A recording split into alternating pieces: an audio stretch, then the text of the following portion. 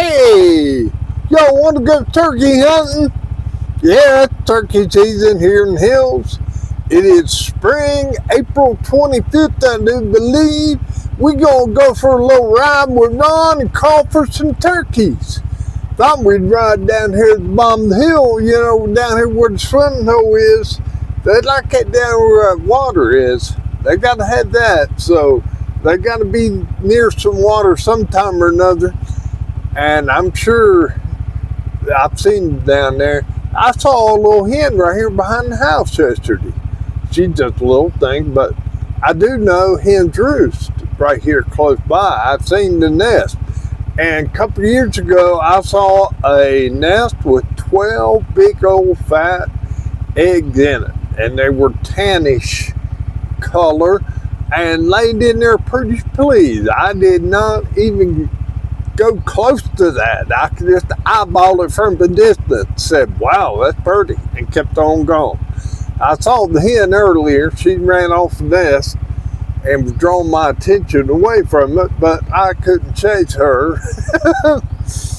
So anyway, I am going to do some calling today.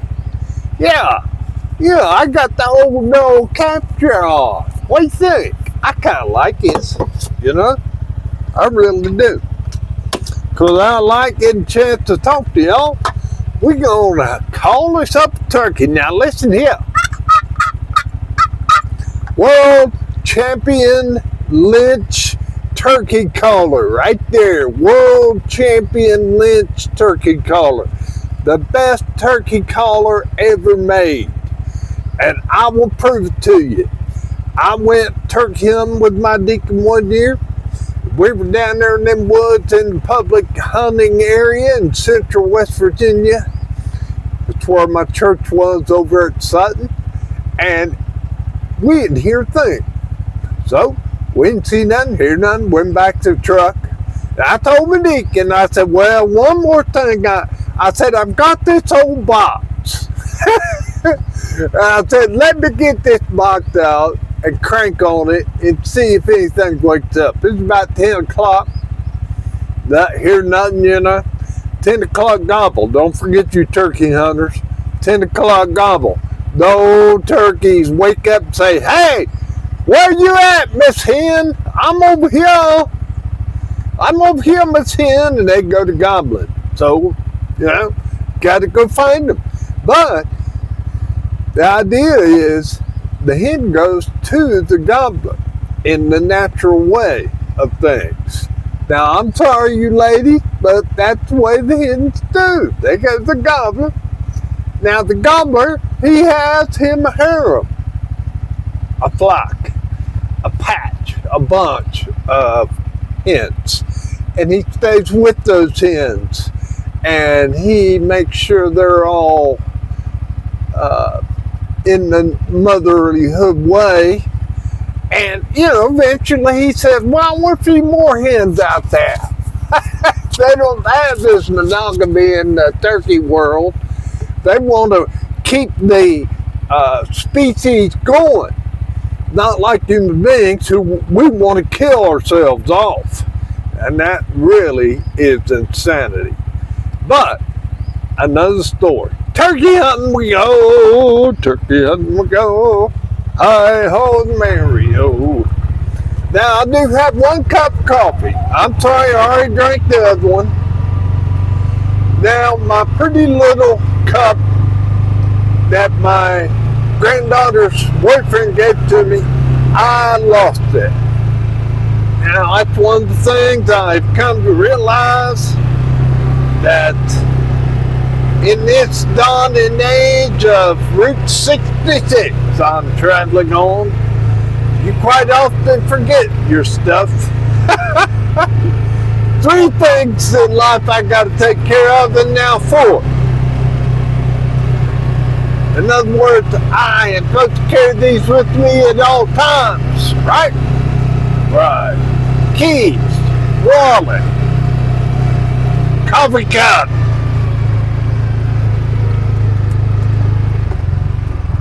cell phone number 4, All right, yeah, my cell phone is here with me hanging off of it's hanging off the windshield, and I tell you what, I kind of like this little view here. It's a pretty wide open view for the camera. No blockage by any of the obstructions of the equipment. And we're going to go down here and work our way down the hill and maybe stop a time or two and make a call. Now, I've got this new microphone. Let me know what you think about it. You probably still can't understand me because I put on my YouTube voice, right? Oh my. I've got a lot of things to talk about, but my mom said to me one time, she said, "How do you talk without stopping?"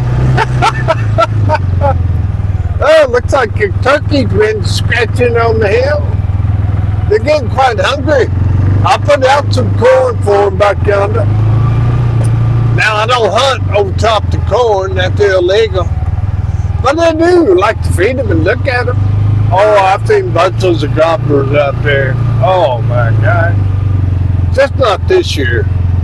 Years go by. Actually, the last gobbler I killed was over there, but it wasn't over the corn. I was out there in the woods, and I heard it gobble, gobble. It gobble, gobble, gobble. I said, hey, I got my fire stick sat down there in the woods, and here he comes, gobble, gobble, gobble. I gobbled his head with my TNT, my turkey terminator. It is a 10-gauge Super Goose gun created by Marlin with a gold trigger. Now, it's not real gold, it's gold-plated. I should have shown it to you. I've never seen only a few that are like this one. Super Goose. 10-gauge, 34-inch barrel.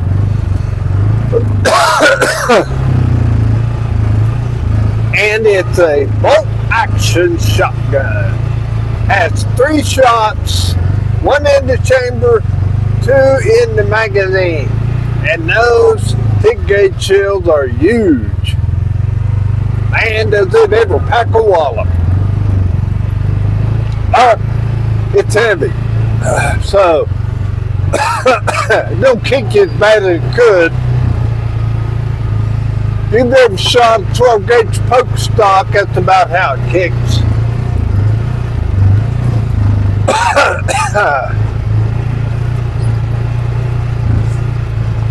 Oh yeah, we're just having fun up here on the hill. Oh yeah, I got a little bit of water there. Hang on now. I think I'll call a little bit. See what we hear.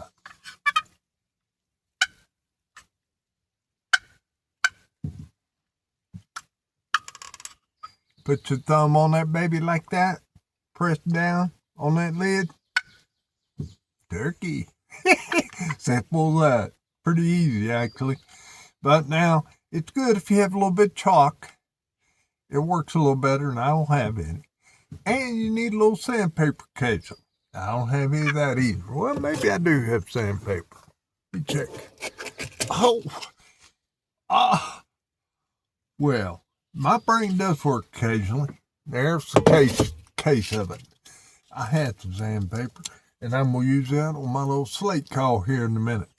I got a piece of slate. Somebody made a piece of slate and put a little striker on it with a string and gave it to me. It's pretty cool. But if there's a gobbler out there and he is ready, he will call.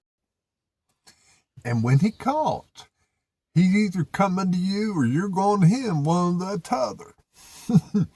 And if you're going to him, he is going to see you because their eyeballs are about that big around. They're bigger than a man's eyeball. And they got the little tiny head, but it's all eyeball. They can see you like an eagle. So you cannot move. If that turkey's in your vicinity within eye shot, in other words, if he can glimpse you, move, it's over. I've called in several gobblers for people who just couldn't sit still. I'm not the world champion, but I do know about how they work a little bit. I've called in a few, and I've got some beards I've kept off of them. I had some wonderful turkey feet that I dried out. They would stand up. I used them as bookends. That turkey foot had 1.125 spur. It was like a needle. And I thought, my goodness, that was a monster gobbler. But anyway, those come up missing. Those two things come from time to time. Let the listen for just a bit. I thought they called cluck or cut. A cluck is more like a yelp, and a cluck is like in the middle. I got to chalk, so I'm squeaky. There it goes. Yeah, you can almost hear it. No chalk. Bad. Well, box caller ain't gonna make no noise like that, but never fear. Now, I honestly did try to use the mouth collar. I think it's more the versatile collar. Some people I have met didn't even need a collar put in their mouth. They could call them without anything. They could just call them, make a turkey noise. Ow, ow, ow, ow, ow. It ain't nothing like that, but oh, yeah. Let me get you cleaned up here. I know. We got a little bit of sprinkle going on. Praise God. Could use some of that there rain. Y'all need some? I'll tell you one thing. If you don't have it, you sure wish you did. And we are thankful for it. Now, let me show you this little hickey. And I'm not really sure. I think it was in Gilmer County. There's what it looks like. It's just a little piece of slate. And he cut it up. And he put a string on it. And I believe the guy's name was Josh. He was my neighbor, right there above me in Sand Fork. And he was a turkey hunter. And he fooled around and made stuff all the time. Another one of my friends still there. We squirrel hunted. Man, I talk about a squirrel hunt adventure. Now, you have one to go to Gilmer County. Listen to this, if I can make any noise with it.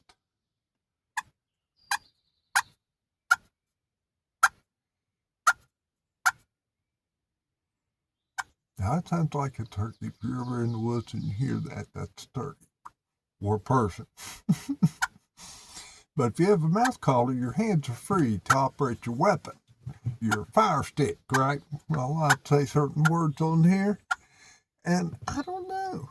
I thought about shooting that gun on here and just showing you how powerful that thing is. Now, I kid you not. I shot that gun 77 steps, my steps, big steps, up to the jug. And I held on the top of the jug. And it just absolutely peppered that jug. And I think I was using copper BBs. Now, you talk about a load of copper BB coming through the air at you. That's a killing machine now. He's killing turkey. Now, hear that's purr. They purr when they're just cruising around. They're scratching. They're communicating to their other flock members who are with them, letting them know where they are. Occasionally do that, they're content. But then they get excited at times. And then when they get excited, they go cutting. If something scares them, or if one of them get in a fight with another one, it's interesting to watch them interact with each other. When you sit in the woods, you're deer hunting, not turkey hunting. You're deer hunting, you can see them. flocks will fight each other. Oh, you never heard such a racket as when them gobblers get to fighting each other. They have what they call a fighting purr, and it's real shrill and loud. They're virtually screaming and flogging each other with those the spikes that grow out of the sides of their legs. Spurs. Birds.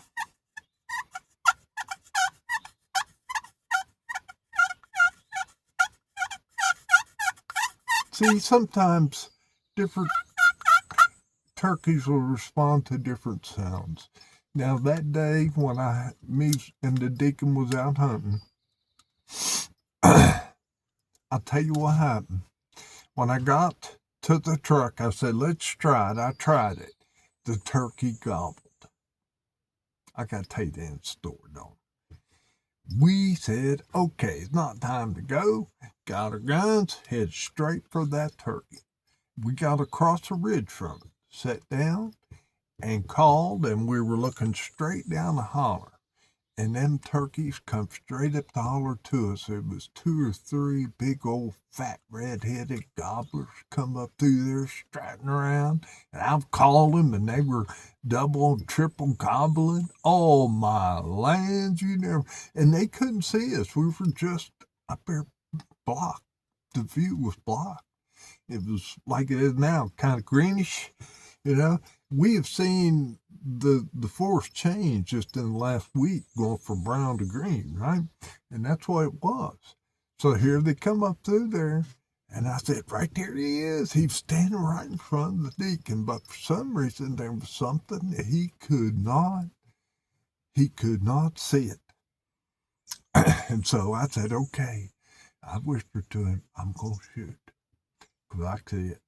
And I laid that turkey down. And the other turkey that was with us jumped up right there in front of the deacon, and it startled him so much that he completely missed that turkey, and the turkey flew off. So we got that one, but let me tell you what happened the very next day. We were so excited. We went back home, and I called my friend Delbert. He's a preacher also. And so Delbert went with me and Harold, the deacon. All right? So we go straight to where the turkeys were. Sure enough, still there. At least 2 gobblers gobbling like crazy. So we go over there, and we get across from them on the same ridge a little further down, and there's a road right there. So I positioned myself behind them, and they were between me and the gobblers. Delbert was on one side of the road, and Harold was on the other. And here come the turkeys, straight down that road.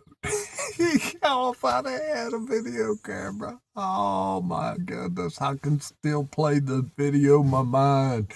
And I'm calling and watching them gobblers, and they're gobbling, shaking the world, and old Harold and Delbert, neither one could get a shot at them, and they were so close to them. And they weren't about to shoot each other, don't get me wrong. They're on down from the hunters. So the hunters are shooting that direction. They aren't shooting at each other. One on one side, one on the other, and they're shooting the turkey at the head of them coming at them. And so Delbert, I think, is the one that finally got a shot at it. And that turkey rolled. And when it rolled, its little legs started pounding the ground, and that thing took off like a T-47 or whatever. Man, that thing was pounding the trees getting out of there. And that thing sailed away. We never did find that thing. It sailed right off the mountain down in the holler. Gone.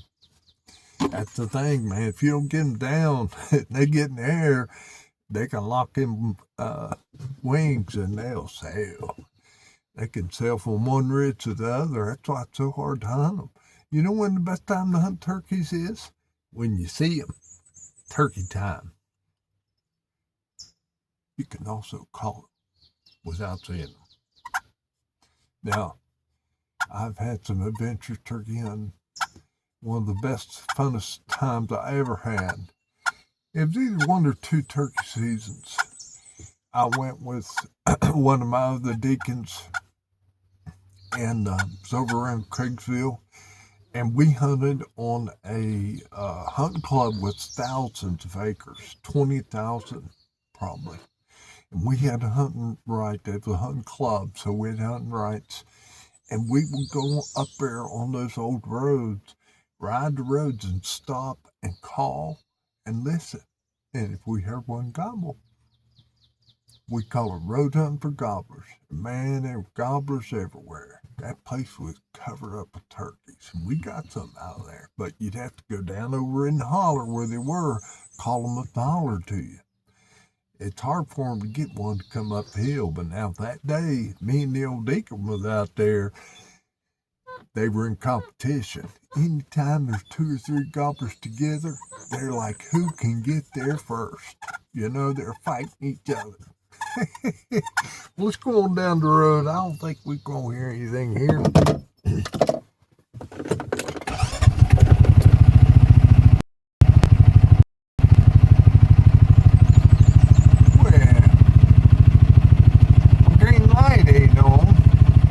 There it goes.